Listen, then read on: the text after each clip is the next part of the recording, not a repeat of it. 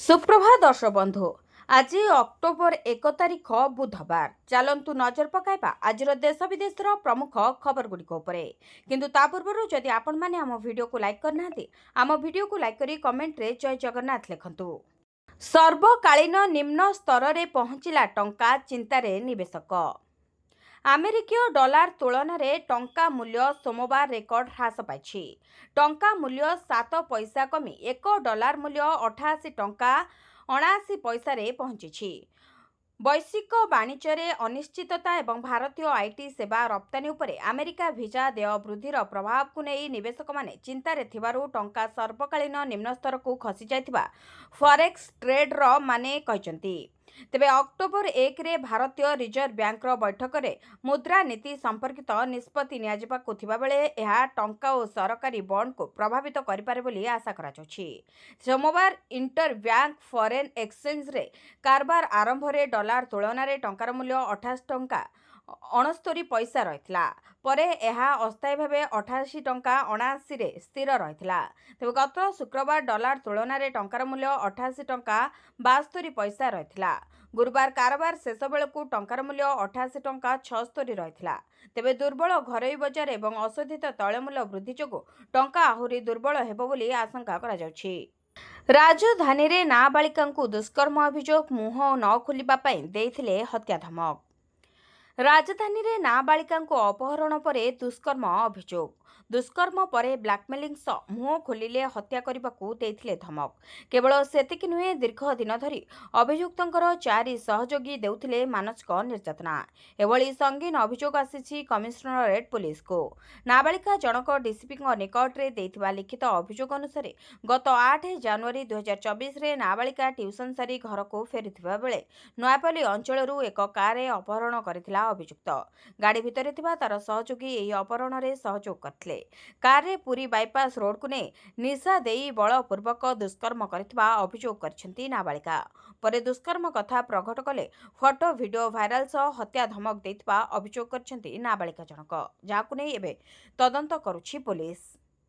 2080 परठू कमिब विश्व जनसंख्या रिपोर्ट चिंताजनक कहले विशेषज्ञ। 2080 मसीहा पर विश्व जनसंख्या ह्रास पाइब।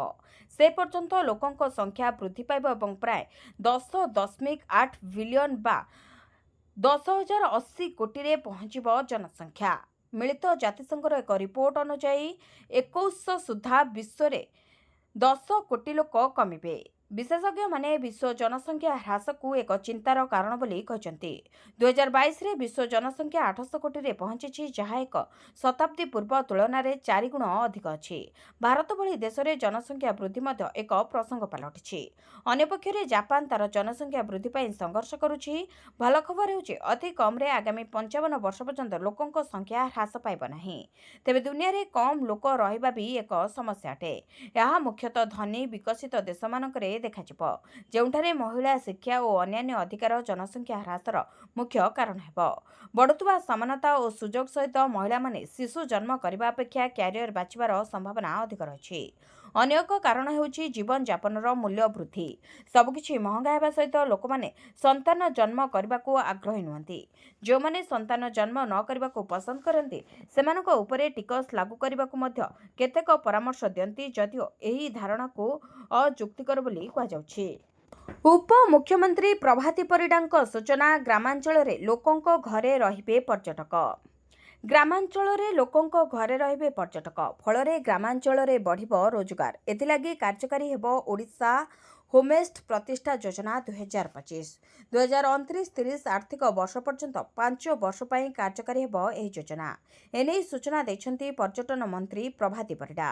से कहचंती एही योजनार लक्ष्य होछि ओडिशा रे ग्रामीण एवं कम जनाशुना स्थान गुड़िकरे होमस्टे बासस्थान को प्रोत्साहित करबा, पर्यटन रे संप्रदायर अंशग्रहण को उत्साहित करबा, स्थानीय नियुक्ति सृष्टि करबा एवं पर्यटक माननकु प्रामाणिक सांस्कृतिक एवं ग्रामीण अभिज्ञता प्रदान करबा। अधिसूचित ग्राम पंचायत रे नूतन गृह निवास यूनिट प्रतिष्ठा करने पर योग्य हिताधिकारी मानक आर्थिक प्रोत्साहन प्रदान करा। एही योजना अधीन प्राय 450 नियुत गृह निवास 1800 शज्या ପାଇଁ योजना प्रस्तुत होछि।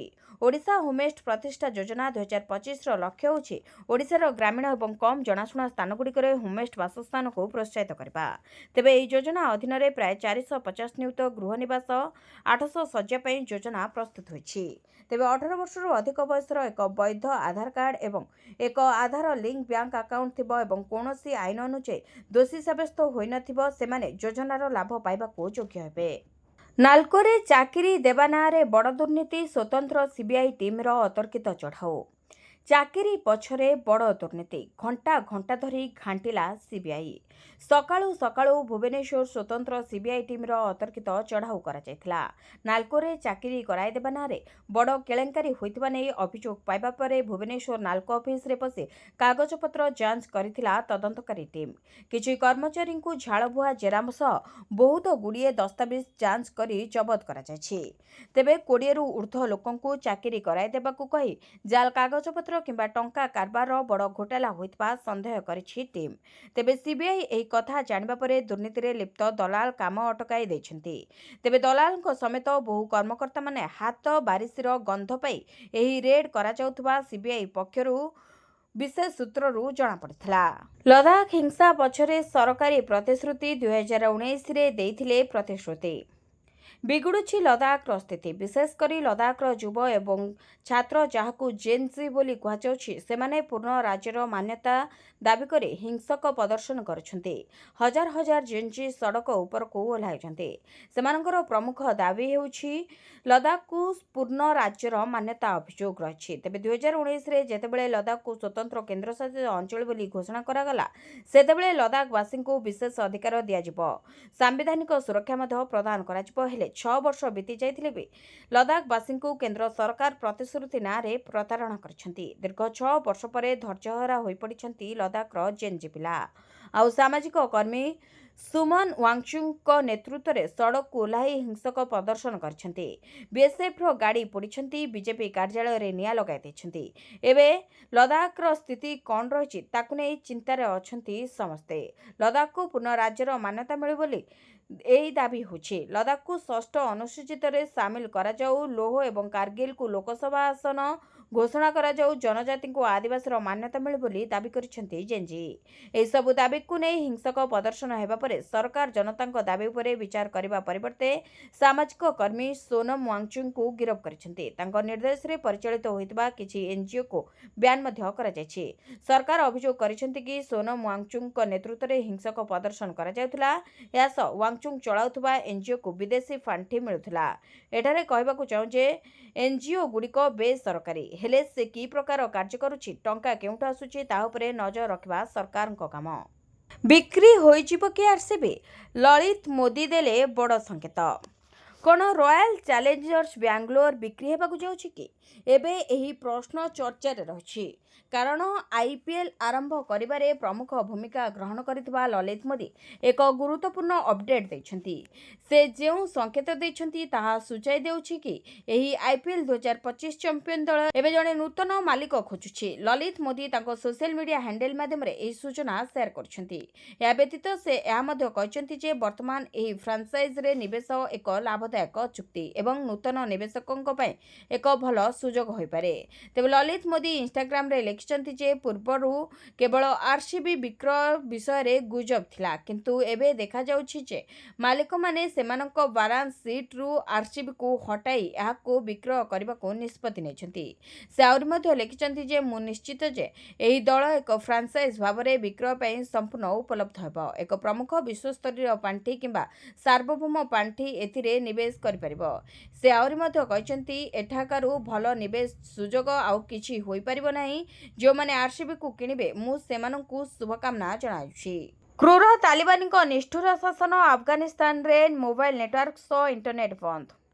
अफगानिस्तान रे इंटरनेट और मोबाइल नेटवर्क बंद करा जायछि। तालिबान सरकार को निर्देश पर एभली निष्पत्ति निया जायतिबा जणा पड़छि। काबुल अरुजुगान मजारे शरीफ और हेरात समेत अनेक शहर रे फाइबर ଅପ୍ଟିକ୍ସ ଇଣ୍ଟରନେଟ୍ ସେବା ବନ୍ଦ କରାଯାଇଛି। ଏକ ଆନ୍ତର୍ଜାତୀୟ ଗଣମାଧ୍ୟମର ରିପୋର୍ଟ ମୁତାବକ ଏଭଳି ନିର୍ଦ୍ଦେଶ ପରେ ମୋବାଇଲ ସହ ସ୍ୟାଟେଲାଇଟ୍ ଟିଭି ମଧ୍ୟ ପ୍ରଭାବିତ ହୋଇଛି। ତାଲିବାନ ସରକାର କହିଛନ୍ତି କି ଆଗାମୀ ଆଦେଶ ପର୍ଯ୍ୟନ୍ତ ମୋବାଇଲ ଓ ଇଣ୍ଟରନେଟ୍ ନେଟୱାର୍କ ବନ୍ଦ ରହିବ। ସ୍ଥାନୀୟ ଗଣମାଧ୍ୟମର ରିପୋର୍ଟ ମୁତାବକ ଇଣ୍ଟରନେଟ୍ ଓ ମୋବାଇଲ ନେଟୱାର୍କ ବନ୍ଦ ହେବା ପରେ କାବୁଲ ବିମାନ ବନ୍ଦରରୁ ବିମାନ ଉଡ଼ାଣ ପ୍ରଭାବିତ ହୋଇଛି। ଏହା ସହ କିଛି ବିମାନ ଚଳାଚଳ ମଧ୍ୟ ବନ୍ଦ କରାଯାଇଛି।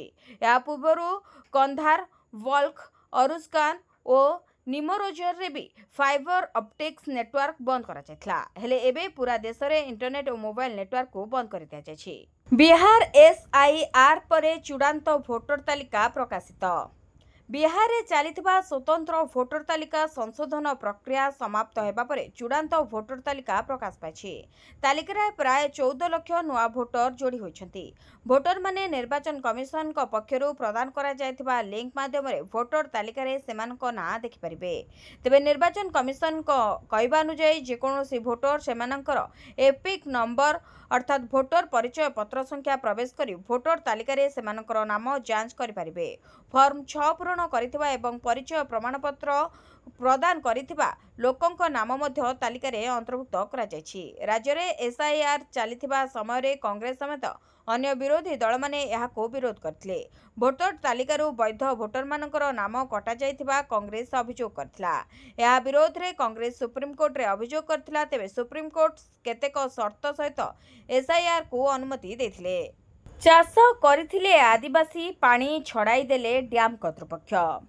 ଚାଷ କରିଥିଲେ ଆଦିବାସୀମାନେ, ପାଣି ଛାଡ଼ିଦେଲେ ଡ୍ୟାମ୍ କର୍ତ୍ତୃପକ୍ଷ। ବୁଡ଼ିଗଲା 45 ଏକର ଚାଷ ଓ ଆଦିବାସୀଙ୍କ ଘରଦ୍ୱାର। ଲୋୟର ସୁକ୍ତେଲ 28ଟି ଗାଁ ଗିଳି ସାରିବା ପରେ ଏବେ ବଞ୍ଚିଛି ବଲାଙ୍ଗୀର ଲୋଇସିଆଁ ବ୍ଲକର କୁମିଆପାଲି ଗାଁରେ। ଏହି ଗାଁରେ ରହୁଥିବା 100 ଆଦିବାସୀ ପରିବାରଙ୍କ ପାଇଁ କୌଣସି ବ୍ୟବସ୍ଥା କରାଯାଏ ନାହିଁ। ଜମି ବଦଳରେ ଜମି, ଘର ବଦଳରେ ଘର ଦାବି କରୁଛନ୍ତି ଗ୍ରାମବାସୀ। ଏହାରି ଭିତରେ 2 ଦିନ ତଳେ ଡ୍ୟାମ୍ କର୍ତ୍ତୃପକ୍ଷ ଅଚାନକ ପାଣି ଛଡ଼ାଇ ଦେବାରୁ ଚାଷୀଙ୍କ ବର୍ଷକର ପରିଶ୍ରମ ପାଣିରେ ବୁଡ଼ିଯାଇଛି। ଘରଦ୍ୱାରକୁ ମଧ୍ୟ ପାଣି ପଶିଛି। ତେବେ 2023ରୁ ଜିଲ୍ଲା ପ୍ରଶାସନକୁ ସେମାନେ ଥଇଥାନ ପାଇଁ ଦାବି ଜଣାଇଛନ୍ତି। କିନ୍ତୁ ଏଯାଏଁ ପ୍ରଶାସନ କୌଣସି ପଦକ୍ଷେପ ନେଇନାହିଁ, ଯାହାକୁ ନେଇ ଅସନ୍ତୋଷ ପ୍ରକାଶ ପାଇଛି। ନିଶାମୁକ୍ତ ଗ୍ରାମ ଗଠନ ପାଇଁ ଅଣ୍ଟା ଭିଡ଼ିଲେ ସରକାର। ଅକ୍ଟୋବର 2ରୁ 1 ମାସ ପାଇଁ ଚାଲିବ କାର୍ଯ୍ୟକ୍ରମ। ନିଶାମୁକ୍ତ ଗ୍ରାମ ଗଠନ ପାଇଁ ଅଣ୍ଟା ଭିଡ଼ିଲେ ରାଜ୍ୟ ସରକାର। ଆମ ସଂକଳ୍ପ ନିଶା ନୁହେଁ ଜୀବନ। ଡ୍ରଗ୍ସ ଫ୍ରି ଭୁବନେଶ୍ୱର ପାଇଁ ଆୟୋଜନ ହେବ ଦ୍ୱିତୀୟ ପର୍ଯ୍ୟାୟ ସଚେତନତା କାର୍ଯ୍ୟକ୍ରମ।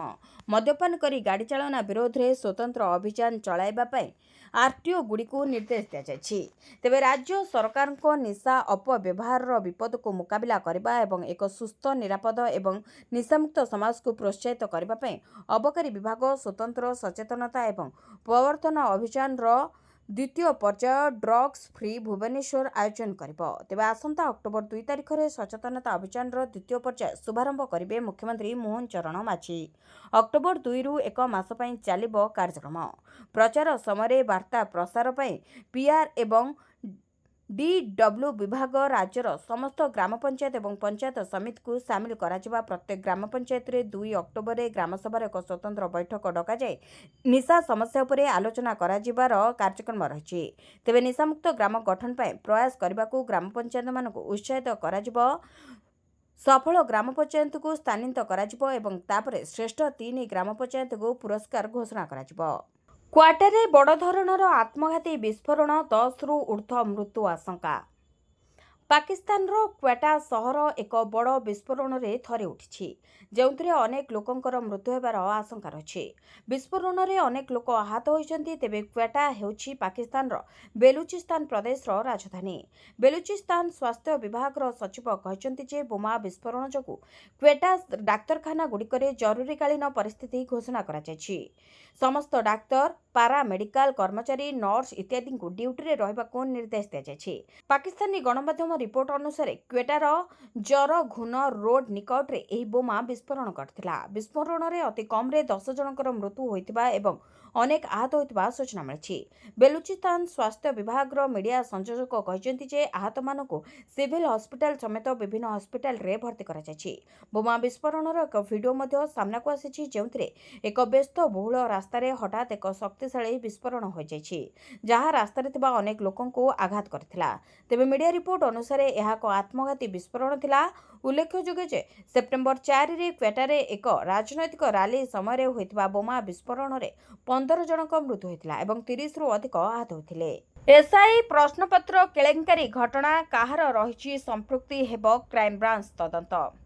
ଏସ୍ଆଇ ପ୍ରଶ୍ନପତ୍ର କେଳେଙ୍କାରୀ ଘଟଣାରେ ହେବ କ୍ରାଇମବ୍ରାଞ୍ଚ ତଦନ୍ତ। କାହାର ରହିଛି ସମ୍ପୃକ୍ତି, ଏନେଇ ହେବ ଖୋଲତାଡ। ହେଲ୍ପଲାଇନ ନମ୍ବର ଜାରି କଲା ଓଡ଼ିଶା ପୋଲିସ। ସେପଟେ ସ୍ଥଗିତ ରହିଛି ପୋଲିସ ଏସ୍ଆଇ ପରୀକ୍ଷା। ଲିଖିତ ପରୀକ୍ଷା ସ୍ଥଗିତ ରହିବା ନେଇ ବୋର୍ଡ ପକ୍ଷରୁ ସୂଚନା ଦିଆଯାଇଛି। ତେବେ ଅନିବାର୍ଯ୍ୟ କାରଣ ପାଇଁ ପରୀକ୍ଷାକୁ ସ୍ଥଗିତ ରଖାଯାଇଛି ଏବଂ ପରବର୍ତ୍ତୀ ପରୀକ୍ଷା ତାରିଖ ନେଇ ଓପିଆର୍ବି ପକ୍ଷରୁ ସୂଚନା ଦିଆଯିବ ବୋଲି କୁହାଯାଇଛି। ତେବେ ପୋଲିସ ଏସ୍ଆଇ ପରୀକ୍ଷାରେ ଜାଲିଆତି ହୋଇଥିବା ନେଇ ଖବର ସାମ୍ନାକୁ ଆସିବା ପରେ ଏହି ପଦକ୍ଷେପ ଗ୍ରହଣ କରାଯାଇଛି। ମିଳିଥିବା ସୂଚନା ମୁତାବକ 120 ପରୀକ୍ଷାର୍ଥୀଙ୍କୁ ଆନ୍ଧ୍ରରୁ ଉଠାଇ ଆଣିଥିଲା ପୋଲିସ। ବ୍ରହ୍ମପୁରକୁ ଏହି ଛାତ୍ରଙ୍କୁ ଆଣି ପୋଲିସ ପଚରାଉଚରା କରୁଥିବା ଜଣାପଡ଼ିଛି। ଆସୁଛି ଆଉ ଏକ ଲଘୁଚାପ, ଫିକା ପଡ଼ିପାରେ ଦଶହରା। ଆସୁଛି ଆଉ ଏକ ଲଘୁଚାପ, ଅକ୍ଟୋବର 2ରେ ନେବ ଅବପାତର ରୂପ। ଉତ୍ତର ଆଣ୍ଡାମାନ ସାଗରରେ ଦାନା ବାନ୍ଧୁଛି ଏକ ଘୂର୍ଣ୍ଣିବଳୟ। ଆଇଏମ୍ଡିର ଆକଳନ ଅନୁସାରେ ଏହାର ପ୍ରଭାବରେ ଅକ୍ଟୋବର 1 ଅର୍ଥାତ୍ ଆଜି କେନ୍ଦ୍ରୀୟ ବଙ୍ଗୋପସାଗରରେ ଏକ ଲଘୁଚାପ କ୍ଷେତ୍ର ସୃଷ୍ଟି ହେବାର ସମ୍ଭାବନା ରହିଛି, ଯାହାକି ଉତ୍ତର ପଶ୍ଚିମ ଦିଗରେ ଗତି କରିବା ସହ ଅକ୍ଟୋବର 2 ବେଳକୁ ଅବପାତର ରୂପ ନେଇପାରେ। ବଙ୍ଗୋପସାଗରରେ ଲଘୁଚାପ ଦାନା ବାନ୍ଧୁଥିବାରୁ ପୂଜାର ଶେଷ 2 ଦିନକୁ ଫିକା ପକାଇବା ଆଶଙ୍କା କରାଯାଉଛି। ପାଣିପାଗ ବିଶେଷଜ୍ଞଙ୍କ ଆକଳନ ଅନୁସାରେ ଆଜି ରାତିରୁ ଉତ୍ତର ଉପକୂଳ ସମେତ ଆଭ୍ୟନ୍ତରୀଣ କିଛି ଜିଲ୍ଲାରେ ପ୍ରବଳ ବର୍ଷା ହେବାର ସମ୍ଭାବନା ରହିଛି। 1 ତାରିଖରେ ଅର୍ଥାତ୍ ଆଜି ପୁରୀ, ଜଗତସିଂହପୁର, କେନ୍ଦ୍ରାପଡ଼ା, ଭଦ୍ରକ, ବାଲେଶ୍ୱର ଆଦି ଜିଲ୍ଲାରେ ମଧ୍ୟମରୁ ପ୍ରବଳ ବର୍ଷା ଅନୁଭୂତ ହୋଇପାରେ। ତେବେ 2 ତାରିଖରେ ଭଦ୍ରକ, ବାଲେଶ୍ୱର, କେନ୍ଦ୍ରାପଡ଼ା, ମୟୂରଭଞ୍ଜ, କେନ୍ଦୁଝର, ଯାଜପୁର, ଢେଙ୍କାନାଳ, ସୁନ୍ଦରଗଡ଼, ଦେଓଗଡ଼, ଅନୁଗୁଳ, ସମ୍ବଲପୁର ଆଦି ଜିଲ୍ଲାରେ ପ୍ରବଳରୁ ଅତି ପ୍ରବଳ ବର୍ଷା ହେବାର ସମ୍ଭାବନା ରହିଛି। ସାରା ରାଜ୍ୟରେ ଅପରେସନ ଅଗ୍ନିକୁ ସଫଳତା, ବେଆଇନ ବିସ୍ଫୋରକ ଭଣ୍ଡାର ଜବତ। ବେଆଇନ ବିସ୍ଫୋରକ ସାମଗ୍ରୀ ପାଇଁ ସାଧାରଣ ଲୋକଙ୍କ ଧନଜୀବନ ବାଜିରେ ଲାଗୁଛି। ବେଆଇନ ଭାବେ ବିସ୍ଫୋରକ ବିକ୍ରି, ଗଚ୍ଛିତ ଓ ଚାଲାଣ କରୁଥିବା ବ୍ୟବସାୟୀଙ୍କୁ ବାନ୍ଧି ଜେଲ ପଠାଇବାକୁ କଡ଼ା ନିର୍ଦ୍ଦେଶ ମଧ୍ୟ ଦିଆଯାଇଛି। ଏଯାଏଁ ରାଜ୍ୟରେ 8,24,60,700 ଟଙ୍କାର ବେଆଇନ ବିସ୍ଫୋରକ ସାମଗ୍ରୀ ଜବତ କରିଛି ପୋଲିସ। ଏହି ଘଟଣାରେ ଉଦ୍ବେଗର କାରଣ ହୋଇଛି ଯେ 184ଟି ମାମଲା ପଞ୍ଜୀକରଣ ହୋଇଥିବା ବେଳେ 133 ଜଣଙ୍କୁ ଗିରଫ କରାଯାଇଛି ଓ 45 ଜଣଙ୍କୁ ନୋଟିସ୍ ଦିଆଯାଇଛି।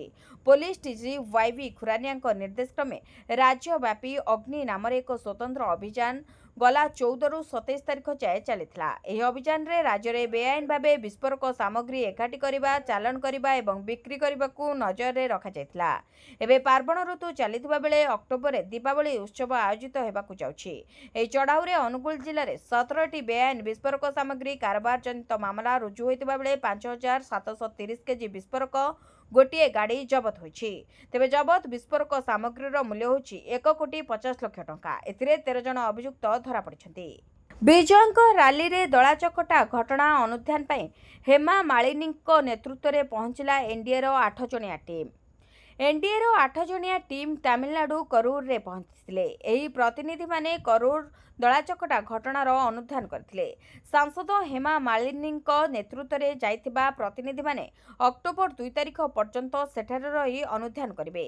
ସେମାନେ ଦଳାଚକଟାରେ ମୃତକଙ୍କ ପରିବାର ଓ ଆହତ ଲୋକମାନଙ୍କୁ ଭେଟିବାର କାର୍ଯ୍ୟକ୍ରମ ରହିଛି।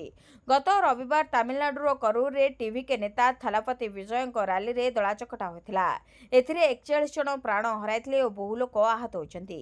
କେଉଁ କାରଣରୁ ଦଳାଚକଟା ଘଟିଲା, ଏନ୍ଡିଏ ପ୍ରତିନିଧିମାନେ ତାହା ତଦନ୍ତ କରି କେନ୍ଦ୍ର ସରକାରଙ୍କୁ ରିପୋର୍ଟ ପ୍ରଦାନ କରିବେ। ତେବେ ବିଜେପି ଅଧ୍ୟକ୍ଷ ଜେପି ନଡ୍ଡା ଗଠନ କରିଥିବା ଏହି ଟିମ୍ର ନେତୃତ୍ୱ ନେଇଛନ୍ତି ହେମା ମାଳିନୀ। ଟିମ୍ରେ ସାଂସଦ ଅପରାଜିତା ଷଡଙ୍ଗୀଙ୍କ ସମେତ ମୋଟ 8 ଜଣ ସଦସ୍ୟ ରହିଛନ୍ତି। ନୂଆ ବିପଦ ପ୍ରତି ସତର୍କ କରାଇଲେ ସିଡିଏସ୍, ଜୈବିକ ଆକ୍ରମଣର ମୁକାବିଲା ପାଇଁ ଜେନେରାଲ ଅନିଲ ଚୌହାନଙ୍କ ଆହ୍ୱାନ। ଭବିଷ୍ୟତ ଜୈବିକ ବିପଦ ପ୍ରତି ସତର୍କ ରହି ଏହାର ମୁକାବିଲା ପାଇଁ ସିଡିଏସ୍ ଅନିଲ ଚୌହାନ ଆହ୍ୱାନ ଦେଇଛନ୍ତି। ପରମାଣୁ ଅସ୍ତ୍ରରୁ ଜୈବିକ ବିପଦ ଏବଂ ରେଡିଓଲୋଜିକାଲ ପ୍ରଦୂଷଣ ବିରୋଧରେ ପ୍ରସ୍ତୁତି ପାଇଁ ଆହ୍ୱାନ ଦେଇଛନ୍ତି ସିଡିଏସ୍ ଜେନେରାଲ ଚୌହାନ।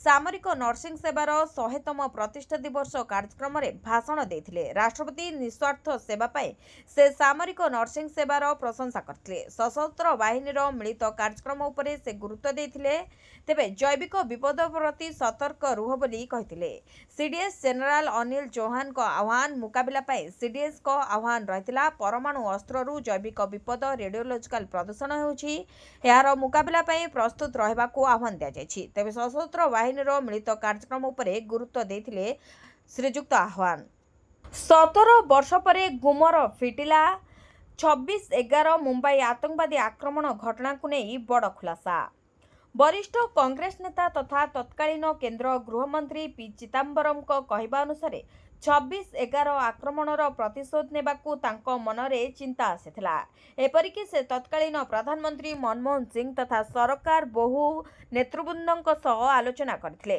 मात्र 26/11 आक्रमण पर दिल्ली गस्तरे आसीथिबा अमेरिकार तत्कालीन वैदेशिक सचिव कोंडलीजा राइस प्रधानमंत्री और गृहमंत्री आलोचना समय उत्तेजना को न बढ़ाइबाकू परामर्श देते नवेम्बर 26, 2008 रे 10 जन पाकिस्तानी आतंकवादी Mumbai Chhatrapati Shivaji Maharaja terminal station Taj Mahal palace hotel Oberoi Trident hotel Cama hospital Nariman point metro cinema leopard cafe saint Xavier college आदि 8टी स्थान में आक्रमण करथिले 175 जनक मृत्यु सह आहत होइथिले 300 रु अधिक लोके ए आतंकी मध्यरु कसाब को धरिबारे सफल होइथिले सुरक्षाकर्मी ताकू 2012 रे फांसी दंड दिया जायथिला ए आतंकी आक्रमण घटनार मात्र किछि दिन पर वरिष्ठ नेता पी चिदंबरम केंद्र गृह मंत्रालय दायित्व नेथिले चिदंबरम को एही बयान को बीजेपी तात्सल्य करछि पहलगाम आतंकी आक्रमण पर अमेरिका राष्ट्रपति डोनाल्ड ट्रंप का हस्तक्षेप पर भारत सरकार युद्धविरति करिथिबा कांग्रेस दाबी करि आसुछि एभली स्थिति रे 26/11 मुंबई आक्रमण पर प्रतिशोध नेबाकू अमेरिका भूमिका संपर्क रे चिदंबरम को स्वीकारोक्ति कांग्रेस को अडुआरे पकाइछि बड़दाण्डरे आउ बिक्री हेबनी मद आमिष आईन मंत्री सूचना बड़दाण्डरे आउ बिक्री होई परिबो नाही मद और आमिष श्रीमंदिरर 1 किलोमीटर परिधि आउ रहिबनी कोनोसी मद दुकान एने सूचना दैछंती आईन मंत्री पृथ्वीराज हरिचंदन मद दुकान और मादक द्रव्य बिक्री बंद करिवे राज्य सरकार बड़दाण्डरे आमिष भी बंद करबाकू निया जायछि निष्पत्ति मद बिक्री बंद नहीं पॉलिसी आसवा परे कार्यकारी कराजिबो बोली कहचंती आईन मंत्री पृथ्वीराज हरिचंदन जदि केही अमानिया नियम उल्लंघन करंती तेबे तांको विरोध रे दृढ़ कार्यानुष्ठान नियाजिबो बोली कहा जायछि जाकु नै वर्तमान विभिन्न मॉल रे चर्चा आलोचना पर्यालोचना देखबाक मिलछि कनाडा रे भारतीय हाई कमिश्नर को खालिस्तानी धमक ठिकाना देले $10,000 देबाकू घोषणा कनाडा रे थिबा भारतीय हाई कमिश्नर को खालिस्तानी धमक भारतीय हाई कमिश्नर दिनेश पटनायक को धमक देले खालिस्तानी तेबे ठिकाना देले पुरस्कार देबाकू घोषणा करिसेंती आतंकी दिनेश को ठिकाना देले $10,000 देबाकू घोषणा करा जायछि सूचना मुताबिक कनाडा रे भारतीय हाई कमिश्नर दिनेश पटनायक विरोध रे खालिस्तानी आतंकी गोष्ठी एसएफजे धमक देछि विष्णुई गैंग को आतंकवादी गोष्ठी भाव घोषणा करा परे एभली धमक आसीथिबा जणा पड़िछि तेबे खालिस्तानी मानक विरोध रे एजाबत कोनोसी कार्यानुष्ठान ग्रहण करा जाय नाही कटि जाइथिबा महिलांको खाता को पुणी आसीबो टंका खुशी हेले हिताधिकारी सुभद्रार तृतीय पर्याय टंका महिला खाता को आसीथिबा बेले एबे भी अनेक हिताधिकारी एही सुभद्रा योजनार वंचित अछंती तेबे जो मानक ना एही सुभद्रा योजनार बाद पड़िथिला सेमानक पई खुशी खबर आसीछि कारण पुणी थरे जोड़ी हेबाकू जाउछंती हिताधिकारी जदि आपण जड़े योग्य हिताधिकारी एवं कोनोसी कारणवशत आपणक ना सुभद्रा योजनार कटि जायछि किंबा आपण सुभद्रार कोनोसी किस्ती पाइनांती ताहाले व्यस्त हुंतु नाही कारण खोली जायछि सुभद्रार अभियोग पोर्टाल आपण तुरंत सुभद्रार अभियोग पोर्टाल रे निजर अभियोग प्रदान करी पुणी थरे नूतन भाव में एही सुभद्रा योजना रे आवेदन करि परिबे सेबेले 21 वर्ष होइतिबा झियो माने मध्य एही योजनार लाभ उठाई परिबे तेबे जो माने योग्य हिताधिकारी सेमानकु सरकार सीधा सड़क 20,000 टंका पठेबे एही टंका खूब शीघ्र मिलिबो बोली जणा पड़िछि तेबे किछि रिपोर्ट अनुसार कुआ जाउछि जे एही टंका मार्च 8 तारिख रे पुणी हिताधिकारी खाता को आसीबो किंतु एनै सरकार पक्षरु कोनोसी स्पष्ट सूचना मिलि पारि नाही चाषी खाता को आसीबो 2,000 टंका उत्साहित हेले चाषी पीएम किसान रो 20तम किस्ती चाषी खाता को आसी सारिछि ତେବେ ପିଏମ୍ କିଷାନର 21ତମ କିସ୍ତିକୁ ନେଇ ଏବେ ଚର୍ଚ୍ଚା ଜୋର ଧରିଛି। ମିଳିଥିବା ଜାତୀୟ ଗଣମାଧ୍ୟମର ରିପୋର୍ଟ ଅନୁସାରେ ପିଏମ୍ କିଷାନର 21ତମ କିସ୍ତି ଟଙ୍କା ଖୁବ୍ ଶୀଘ୍ର ମିଳିବାକୁ ଯାଉଛି। ଅର୍ଥାତ୍ ଦୀପାବଳି ପୂର୍ବରୁ ଚାଷୀଙ୍କ ଖାତାକୁ ଆସିପାରେ 2,000 ଟଙ୍କା। କିନ୍ତୁ ଏନେଇ ସରକାରଙ୍କ ପକ୍ଷରୁ ଏଯାବତ୍ କୌଣସି ବିଜ୍ଞପ୍ତି ପ୍ରକାଶ ପାଇନାହିଁ। ତେବେ ଚାଷୀଙ୍କୁ ଆର୍ଥିକ ସ୍ତରରେ ସୁଦୃଢ଼ କରିବା ପାଇଁ ବର୍ଷକୁ 6,000 ଟଙ୍କା ଦେଉଛନ୍ତି ସରକାର। ପ୍ରତି କିସ୍ତିରେ ଚାଷୀଙ୍କ ଖାତାକୁ ଆସୁଛି 2,000 ଟଙ୍କା। ତେବେ ଚଳିତ ବର୍ଷ ନଭେମ୍ବରରୁ ଡିସେମ୍ବର ମାସରେ ଏହି ଟଙ୍କା ଆସିବାକୁ ଥିବାବେଳେ ଦୀପାବଳି ପୂର୍ବରୁ ଏହି ଟଙ୍କା ଆସିବ ବୋଲି ଏବେ ଚର୍ଚ୍ଚା ଜୋର ଧରିଛି। କିନ୍ତୁ ଏନେଇ ବର୍ତ୍ତମାନ ପର୍ଯ୍ୟନ୍ତ ସରକାର କୌଣସି ସ୍ପଷ୍ଟ ସୂଚନା ଦେଇନାହାନ୍ତି। ଭିଡ଼ିଓଟିକୁ ଶେଷ ଯାଏ ଦେଖିଥିବାରୁ ଆପଣଙ୍କୁ ଧନ୍ୟବାଦ। ଯଦି ଆପଣମାନେ ଏପର୍ଯ୍ୟନ୍ତ ଭିଡ଼ିଓକୁ ଲାଇକ୍ କରିନାହାନ୍ତି ତାହେଲେ ଭିଡ଼ିଓଟିକୁ ଲାଇକ୍ କରି କମେଣ୍ଟରେ ଜୟ ଜଗନ୍ନାଥ ଲେଖନ୍ତୁ। ଏଥିସହିତ ଆମ ଚ୍ୟାନେଲକୁ ସବସ୍କ୍ରାଇବ୍ କରି ପାଖରେ ଥିବା ବେଲ୍ ଆଇକନ୍କୁ ପ୍ରେସ୍ କରନ୍ତୁ।